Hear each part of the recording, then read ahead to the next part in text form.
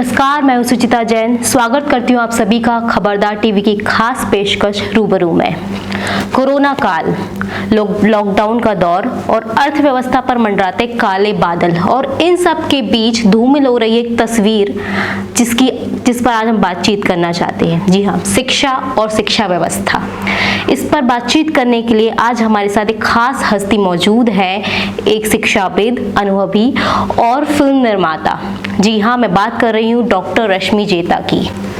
नमस्कार। आपका स्वागत करती हूँ मैं हमारी खास पेशकश रूबरू में। सर, आपको लगभग 25 साल हो गए हैं इस एजुकेशन सिस्टम से जुड़े हुए। सर, आपको क्या लगता है जो अभी करंट सिचुएशन चल रही है शिक्षा की, जैसे ऑनलाइन क्लासेस चल रही हैं, तो उसमें क्या क्या प्रॉब्लम्स आ रही हैं और ये जो अभी का दौर है ये कहाँ ले जाएगा हमें फ्यूचर में? क्योंकि कोरोना ऐसी चीज़ नहीं लग रही कि जो जल्दी ही ठीक होने वाली है या ख़त्म होने वाली है। सुचिता जी, सबसे पहले तो बहुत बहुत आपका भी स्वागत है और धन्यवाद। मैं धन्यवाद देना चाहूँगा खबरदार टीवी को भी, जिसके द्वारा ये मुझे मौका दिया गया कि मैं रूबरू में शामिल हो सकूँ।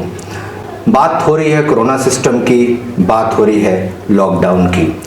तो जो सबसे महत्वपूर्ण चीज़ ये है कि एक ये लॉकडाउन ये पूरे विश्व की प्रक्रिया के रूप में है, ये सिर्फ भारत पे नहीं है। और जब तक इस संक्रमण का कोई इलाज नहीं मिलता, हमको लगता है कि एकमात्र इलाज लॉकडाउन है। लॉकडाउन का पालन करना तो अनिवार्य है, चाहे अनदर 1 मंथ, 2 महीना, 3 महीना ना लग जाए। भले कुछ छूट के साथ लॉकडाउन को फॉलो किया जाए, लेकिन लॉकडाउन को फॉलो लेकिन इसमें जैसे एजुकेशन जो एक तरह से बोला जाए पिछड़ रही, ऑनलाइन क्लासेस है लेकिन मुझे लगता है कि या फिर एक सांकेतिक रूप में ऑनलाइन क्लासेस चलती हैं, कहीं ब्लर हो जाता है, बच्चों के डाउट्स क्लियर नहीं हो पाते हैं। और ये तो उनकी बात हुई एक एलीट क्लास। व्हाट अबाउट जो गवर्नमेंट स्कूल्स में पढ़ते हैं, कहीं ना कहीं वो शिक्षा उनका भी तो नुकसान हो रहा है। ओके, देखिए, सबसे पहले तो चीज ये है कि जिंदगी से बढ़कर दूसरी कोई चीज नहीं होती। शिक्षा एक ऐसी चीज है, आज से कुछ वर्ष पहले बिल गेट्स ने कहा था कि इस दुनिया में सारी इंडस्ट्री बंद हो जाएगी, परंतु शिक्षा एक ऐसी इंडस्ट्री होगी दैट विल नेवर स्टॉप, वो सरवाइव करेगी। तो शिक्षा एक उद्योग के रूप में, शिक्षा एक विकास के रूप में, ज्ञान के रूप में सरवाइव तो करेगा ही। अब बात रही ऑनलाइन क्लासेस की, ऑनलाइन शिक्षा की, तो आप देखें कि इस लॉकडाउन के ठीक पहले से ये ऑनलाइन क्लासेस ऑलरेडी शुरू हो चुकी थी। और ऑनलाइन क्लासेस चाहे हम वर्चुअल क्लास के रूप में कहें या बड़ी बड़ी संस्थाओं द्वारा, आईटीज द्वारा, आईएम द्वारा ये शिक्षा चलाई जा रही थी और लोगों को उसे रूबरू कराया जा रहा था। तो ये बहुत अच्छा सिस्टम है, हमारे पास बहुत सारे प्लेटफॉर्म है। और इस ऑनलाइन एजुकेशन के कुछ विशेष खासियत है, इसमें स्टूडेंट्स को पैसे कम खर्च करने पड़ते हैं, उनको ट्रांसपोर्ट नहीं होना पड़ता है। और मैं आपको यहाँ पर एक सबसे महत्वपूर्ण बात बताना ये चाहूँगा कि ये जो ऑनलाइन क्लास है ये भारत के कोने कोने से लोगों को जोड़ सकता है। उस ग्रामीण क्षेत्र से, उस गांव से जो लोग दिल्ली और बम्बई जैसे बड़े शहर नहीं जा सकते एजुकेशन लेने के लिए, वो छोटे से कस्बे में, गांव में, छोटे शहरों में ये ऑनलाइन एजुकेशन अपने लिंक के माध्यम से। मैं सर आपकी बात से पूर्णतः सहमत हूँ, लेकिन एक बहुत बड़ा तबका हमारे देश में गरीबी रेखा के नीचे है, जो गवर्नमेंट स्कूल से डायरेक्ट जुड़ा हुआ है, उनके लिए वही माध्यम है। तो उनके लिए क्या ये कैसे हो सकता है? वो कैसे अपनी शिक्षा को कंटिन्यू रख सकते हैं? क्योंकि अभी भी कई सारी परीक्षाएं पेंडिंग में है होने की, मतलब अभी जब तक कोरोना से हमें पूर्णतः मुक्ति नहीं मिल जाती तब तक तो हम नहीं सोच सकते कि कुछ हो सकता है। बिल्कुल बिल्कुल। तो सुचिता जी, मैं आपको बताऊं कि इस ऑनलाइन एजुकेशन का फायदा सिर्फ प्राइवेट सेक्टर के एजुकेशन इंस्टीट्यूशंस को नहीं मिला, बल्कि सरकारी संस्थाओं को मिला और बहुत ज्यादा मिला। आज अधिकांश शासकीय स्कूल और कॉलेज ये ऑनलाइन एजुकेशन के माध्यम से फ्री में एजुकेशन ये प्रोवाइड कर रहे हैं। और ऐसा एजुकेशन बिल्कुल गांव तक फ्री में बच्चों तक पहुंच रहा है। मोबाइल सबके पास है और सबके पास मोबाइल में डेटा है। कई ऐसी संस्थाएं हैं, शासकीय संस्थाएं हैं, जहां पर मोबाइल के माध्यम से शिक्षा देने की प्रक्रिया पहले से शुरू की गई थी। आप देखें, मध्य प्रदेश में कॉलेजेस में बच्चों को मोबाइल बांटे गए थे आज से कुछ वर्ष पहले। ऐसे केस में भी हम देखते हैं कि मोबाइल एक महत्वपूर्ण रूप से एक माध्यम बन गया है शिक्षा का। तो मुझे लगता है कि शासकीय स्तर पे भी ये शिक्षा वहां तक पहुंच रही है। तो ये शिक्षा जो अभी जिसका जो स्वरूप है वो आगे भविष्य में किस तरह का आकार लेगी? क्योंकि ये मुझे लगता है कि एक बहुत अच्छी अपॉर्चुनिटी है। ये लॉकडाउन टाइम मैं सोचता हूँ कि is the best opportunity to rediscover your creativity. ये आपके क्रिएटिविटी को डिस्कवर करने का सबसे अच्छा तरीका है।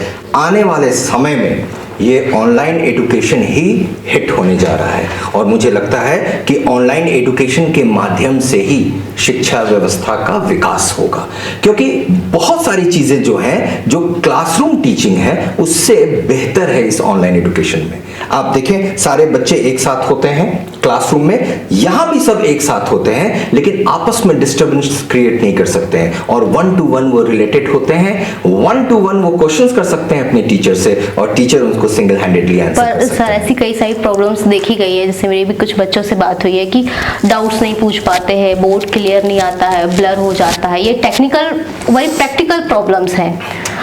और अभी जैसे स्कूल्स में जो अभी न्यू स्कूल्स में आए से पहले जो ऑनलाइन क्लासेस चलती थी वो काफ़ी ज़्यादा मैच्योर बच्चे होते थे, लाइक यूपीएससी क्लासेस चल रही है, बायजूस को भी आप देख लें तो हाँ बच्चे खुद से जाते थे कि हाँ मुझे पढ़ना है और उनका प्रॉपर कैमरा होता था। लेकिन अभी जो बच्चे हैं वो फेमिलियर नहीं है इस सिस्टम से भी और उनको फेस टू फेस इंटरेक्शन की आदत है, तो इसको कैसे फिर देखेंगे? दो चीज़ें हैं। अब तक जो ऑनलाइन एजुकेशन था वो बिजनेस था, अब ऑनलाइन एजुकेशन जो होगा वो एजुकेशन होगा। आपके पास बहुत सारे ऐसे प्लेटफॉर्म हैं जो डेवलप हो रहे हैं, जो फ्री में ये एजुकेशन दे रहे हैं। जो इंटरनेट कनेक्टिविटी का सवाल है और जो प्रॉब्लम्स होते हैं, बोर्ड के ब्लर होना, ये थोड़ी बहुत समस्याएं तो हमेशा रहती हैं, वो रहेंगी और हमें उन समस्याओं के साथ जीना होगा। देखिए, कमियों में जिएंगे तो विकास होगा और ये समय जिन कमियों में जीने का समय है और अपने को प्रकृति के साथ जोड़ने का समय है। तो जहां हम एक तरफ प्रकृति के साथ अपने को जोड़ रहे हैं, वहीं दूसरी तरफ टेक्नोलॉजी का मैक्सिमम इस्तेमाल कर रहे हैं। इससे बढ़िया समय नहीं हो सकता जब एक इंसान अपने को प्रकृति से भी जोड़े और टेक्नोलॉजी से भी जोड़े। जी सर, अभी सीबीएसई ने कुछ दिन पहले एक बात कही कि 9th to 12th वो सिलेबस कम करने जा रहे हैं बच्चों का। सिलेबस ऐसा होगा कि 5-6 महीने में जब भी ओपन हो स्कूल्स, 5-6 महीने में कंप्लीट हो जाए। तो क्या इससे क्वालिटी ऑफ एजुकेशन या फिर क्लासेस पे फर्क पड़ेगा? देखिए, आपके पास किसी एक चैप्टर, किसी एक सब्जेक्ट में 10 चैप्टर्स होते हैं और 10 चैप्टर्स की जगह 12 चैप्टर्स आप कर दें या 10 चैप्टर की जगह 8 कर दें, क्वालिटी ऑफ एजुकेशन में अंतर नहीं पड़ेगा। लेकिन क्वालिटी ऑफ एजुकेशन में तब अंतर पड़ जाएगा जब आप 10 के 10 चैप्टर्स बनाए रखें और टीचर्स को उन कम समय में उन बच्चों को पढ़ने के लिए फोर्स करें जिससे उनका परफॉर्मेंस खराब हो। इससे बेहतर है, ये बहुत अच्छा तरीका है कि हमने उन चैप्टर्स को कम कर दिया और ये देखा कि आने वाले कॉम्पिटिटिव एग्जाम्स में भी ये चैप्टर्स ना पूछे जाएं और फिर नेक्स्ट क्लास में वो चैप्टर्स पढ़ा दिए जाएं। आप ऐसे भी देखें, स्कूल और कॉलेजेस के बहुत सारे ऐसे सिलेबाई के चैप्टर्स हैं जिनको टाइम एंड अगेन पढ़ाया जाता है, बार बार पढ़ाया जाता है। तो ठीक है, 8वीं में, 9वीं में, 10वीं में, 11वीं में 4 साल आप पढ़ रहे हैं, एक साल यदि नहीं पढ़ रहे हैं तो कोई प्रॉब्लम नहीं है। तो ये बहुत अच्छा तरीका है चैप्टर्स को कम कर देना। चलिए, हम बहुत सारे रास्ते तलाश सकते हैं इस कोरोना काल में और चीज़ें क्रिएटिव भी बना सकते हैं। ये अभी के लिए बेहतर है, जो सबसे बेहतर है वो हम कर रहे हैं और उसमें कोई डाउट भी नहीं है। लेकिन सर, अगर जब बात करें, जब इस कोरोना से पूर्णतः मुक्ति मिल जाएगी, जब इसको डिफीट कर चुके होंगे 5 साल बाद, तो ये जो अभी जो कोरोना काल है ये एजुकेशन को कैसे डायरेक्टली इम्पैक्ट करेगा, पॉजिटिवली और नेगेटिवली? मेरे ख्याल से पहली बात तो चीज़ ये है कि मैं थोड़ा सा 2 शब्द यहाँ बोलना चाहूँगा कोरोना पे। देखिए, एक लॉकडाउन का टाइम चल रहा है और ये लॉकडाउन का टाइम इम्पोर्टेंट है। मैं आपके माध्यम से और चैनल के माध्यम से अपने व्यूअर्स को भी ये बताना चाहूँगा कि ये लॉकडाउन हमारे पास एकमात्र विकल्प है और ये तब तक है जब तक हमारे पास वैक्सीन नहीं मिलती है। और हम इसके अंतर्गत अपने पे संयम रखें, अपने पे कंट्रोल रखें। भारत के तमाम महत्वपूर्ण धर्म, चाहे जैन धर्म हो, बौद्ध धर्म हो या ऐसे संबंधित तथाकथित सनातन धर्म हो, सारे धर्मों में जो मूल शिक्षा है वो शिक्षा है संयम की।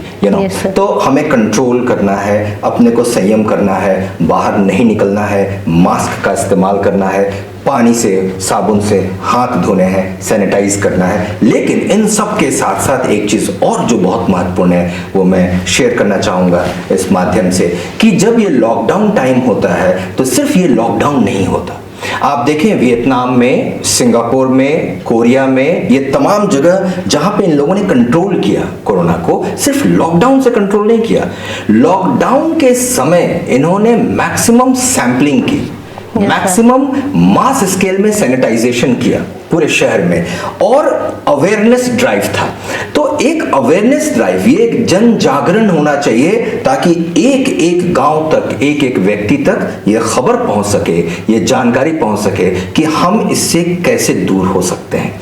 तो ये भी बहुत जरूरी है। और सैंपलिंग, जो संक्रमित क्षेत्र संभावित हैं वहां पे रैंडम सैंपलिंग यदि करें, हम 4 परिवारों में से एक परिवार की सैंपलिंग कर लें, 2 सैंपलिंग कर लें, तो हम बहुत जगह कोरोना के संभावित खतरे को एलिमिनेट कर लेंगे। तो ये 2 तरीके का अटैक होगा, जिसको हम कहते हैं कि हम वॉरियर बन गए हैं। पहला ये कि बाहर ना जाकर, और दूसरा ये कि हम इंटेंसिव रूप में सैनिटाइजेशन करें जगहों का, और साथ में जो संभावित क्षेत्र है वहां मैक्सिमम सैंपलिंग करें। तो इससे हम टेस्ट करेंगे, जैसा कि सरकार ने कहा आरोग्य सेतु ऐप हम डाउनलोड करें, और इस माध्यम से भी हम कोरोना को हरा सकते हैं। तो पहली चीज तो यहां पर ये हो जाती है। दूसरी चीज ये है कि जो आपका मूल प्रश्न ये था कि ये समय का क्या पॉजिटिव इस्तेमाल होगा। मुझे लगता है कि भारत का एक एक छात्र, एक एक युवा, एक एक व्यक्ति, गांव में रहने वाला व्यक्ति भारत का, आज वो टेक्नोलॉजिकली इम्प्रूव कर गया है। वो इतना समय इंटरनेट पे दिया कि वो इम्प्रूव किया, और ये पॉजिटिव साइन है। जहां हम नहीं मिल पाते हैं वहां अब ज्यादा मिल लेते हैं, जहां कम्युनिकेट नहीं कर पाते हैं वहां ज्यादा कम्युनिकेट कर पाते हैं। आज इतने सारे प्लेटफॉर्म्स हैं जिस पे हम वीडियो कॉलिंग के द्वारा, वीडियो कॉन्फ्रेंसिंग के द्वारा, वर्क फ्रॉम होम के द्वारा पूरा सॉरी टू इंटरप्ट यू, लेकिन मैं ये पूछना चाह रही थी सर कि इसे आफ्टर 5 इयर्स, क्योंकि कोरोना खत्म होगा इसमें कोई डाउट नहीं है, कभी ना कभी तो खत्म होगा, 5 इयर्स हम एक रेंज लेके चल सकते हैं। उस समय जो हमारा एक प्रॉपर ट्रेडिशनल एजुकेशन सिस्टम है उसको एक कैसे इम्पैक्ट करेगा, नेगेटिवली या पॉजिटिवली, अभी जो लॉकडाउन का समय है, कि क्या कुछ इनोवेशंस हो सकते हैं या कुछ नेगेटिव इम्पैक्ट भी हो सकता है कि लोग हो सकता है कि ऑनलाइन क्लासेस ज़्यादा प्रेफर करें टीचर्स, या फिर कि हाँ हम घर पर बैठ के भी तो पढ़ाई कर सकते हैं, तो क्या ज़रूरत है स्कूल से आने की, क्लासेस जाने की।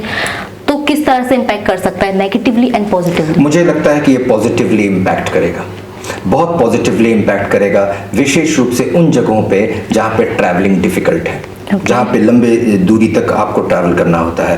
तो ये जो समय है कोरोना का, जिसमें कि हम अपने एजुकेशन को थोड़ा सा रुका हुआ देख रहे हैं, मुझे लगता है कि इसमें बहुत बूम आने वाला है और ये बहुत अच्छे से इम्पैक्ट कर सकता है। इसमें टेस्ट ऑफ टीचर भी होगा। आप ये भी ध्यान रखें, एक बहुत महत्वपूर्ण चीज, जो टीचर एक छोटे से क्लासरूम में बैठ के पढ़ाते थे उनको अब विश्व के आगे आके पढ़ाना पड़ेगा। So it is a testing time for our teachers also. Sir, हमारा यूथ जो अभी ऐसे कुछ जो हमारे जैसे स्टूडेंट्स हैं जो बॉर्डर पर हैं, पढ़ाई कर रहे हैं, लेकिन जस्ट उससे निकल गए तो उन्हें जॉब्स करनी है, अपने रोजगार तलाशने हैं, इंडिपेंडेंट बनना है, पैसे भी कमाने हैं, और हम ये भी जानते हैं रिसेशन भी आने वाला है। अभी यूपीएससी का आज एक स्टेटमेंट आया कि जो प्रीलिम्स है उसको भी स्थगित कर दिया गया है। तो गवर्नमेंट्स में तो वैसे भी कोई साइन नहीं दिख रहे हैं। तो ऐसे में यूथ को क्या नए रास्ते तलाशने चाहिए कि वो अपने लिए खुद जॉब्स जनरेट भी कर सकें और कुछ अर्थव्यवस्था में भी कंट्रीब्यूट कर सकें?